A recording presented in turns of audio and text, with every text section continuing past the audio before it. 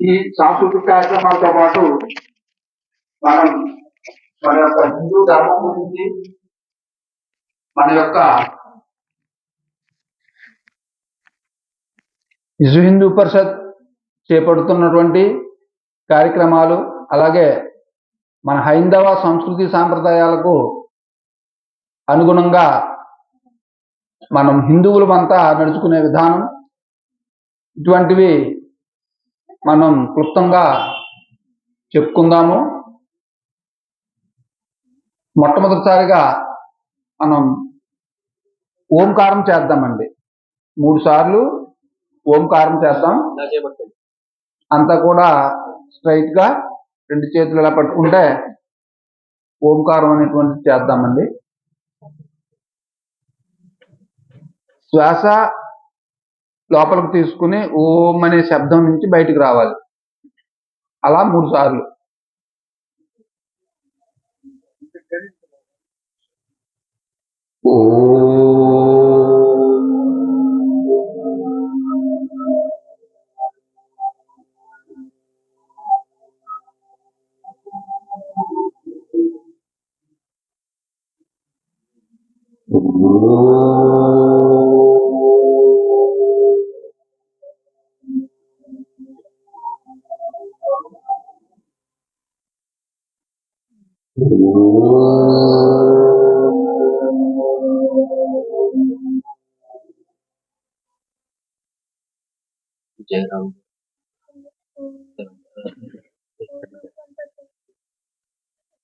Next మనం ఒక విజయ మహామంత్రం చెప్దామండి. అది శ్రీరామ జయ రామ జయ జయ రామ. అది మనం 13 సార్లు చెప్దాము. అందరూ కూడా చెప్పండి. నేను చెప్పిన తర్వాత మళ్ళీ మీరు చెప్తారు. కానీ నాగేశ్వర గారు, పూజ అయిపోయిందా? పూజ చేయాలా? అయిపోయింది కదా? టైంతో మనకేం పర్లేదుగా? ఓకే అండి. ఓకే అండి. అలాగే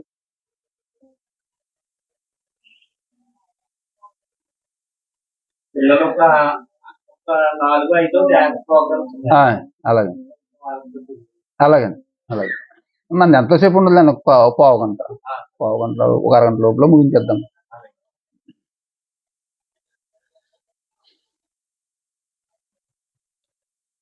శ్రీరామ జయ రామ జయ జయ రామ.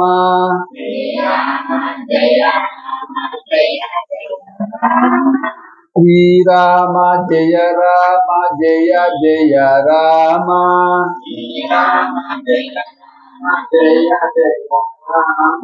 శ్రీరామ జయ రామ జయ జయ రామ.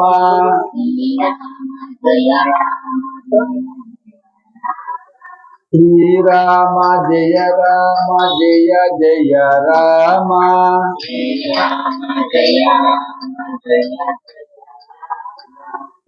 శ్రీరామ జయ రామ జయ జయ రామ.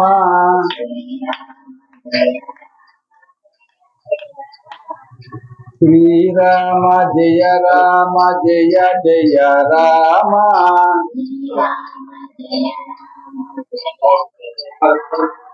శ్రీరామ జయ రామ జయ జయ రామ.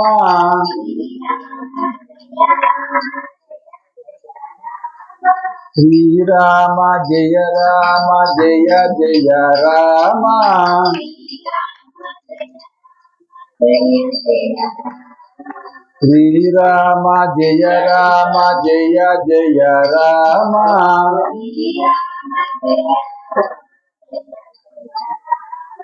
శ్రీరామ జయ రామ జయ జయ రామ. శ్రీరామ జయ రామ జయ జయ రామ.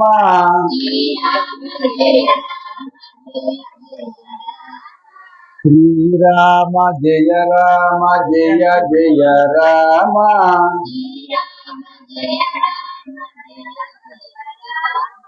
శ్రీరామ జయ రామ జయ జయ రామ.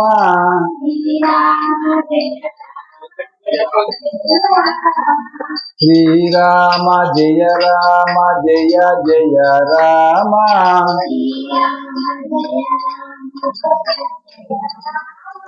శ్రీరామ జయ రామ జయ జయ రామ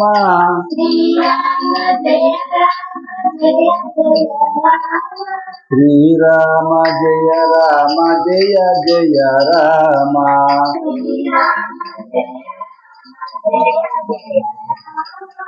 జై శ్రీరామ్.